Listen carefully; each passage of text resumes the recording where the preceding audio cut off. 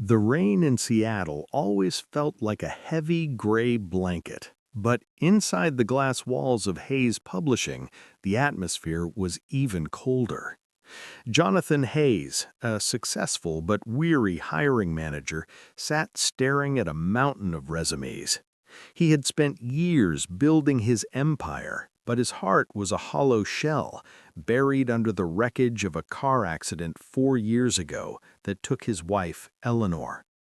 He was down to the very last candidate, resume number 143, when he saw something that stopped his world. Scribbled in the notes was a shocking sentence: "Already married to you. You just don't know it yet." If you believe that kindness can find its way back and that every broken heart deserves a second chance, please like this video and subscribe to Pure Kindness. Today's story proves that the soul remembers what the mind forgets. The silent struggle. Jonathan tracked the applicant to a local library where she was known as a woman with sad eyes and a green scarf, who spent her days reading poetry. When he finally stood before her, his breath caught. It was her, Eleanor, thinner, her hair slightly different, but carrying the same hazel spark. However, when he whispered her name, she looked at him with a gentle, blank expression and asked, "Do I know you?" He learned the silent struggle she had endured: 4 years of memory loss, living in a shelter, and volunteering at a thrift store while trying to rebuild a life from fragments she couldn't quite grasp. She was a woman of immense dignity, refusing to beg, instead seeking work through the only thing she had left: her talent for words. The confrontation. Jonathan didn't tell her everything at first. He offered her a job, but he was guarded, afraid of the pain of a wife who didn't remember their home.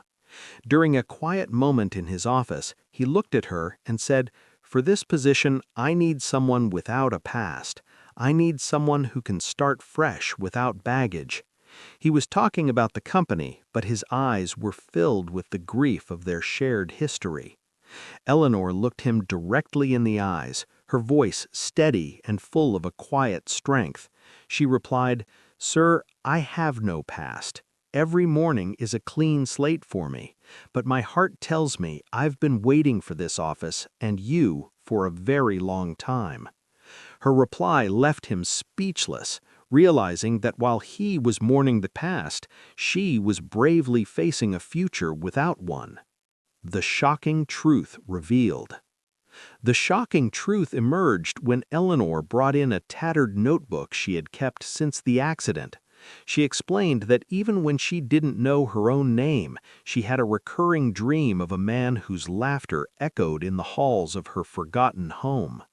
She had written that note, "Already married to you," not as a joke, but because that phrase was the only anchor she had in a sea of darkness. She wasn't a victim of her circumstances. She was a hero who had used a single line of love to guide herself back to the man she belonged to. She had held on through her writing, proving that her dignity and strength were more powerful than her trauma. A second chance and healing. Jonathan realized that this wasn't just a job interview, it was a miracle. He didn't just give her a second chance at a career, he gave her a second chance at life, and in return, she healed his soul, filling his silent house with laughter once again. They weren't starting over, they were returning to something that had waited patiently in the quiet. Call to action. Sometimes the smallest words can bring back the biggest miracles.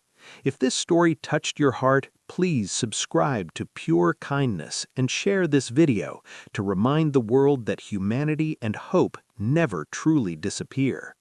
Tell us in the comments, have you ever experienced a miracle moment that restored your faith in love? Let's keep kindness alive, one heart-touching story at a time.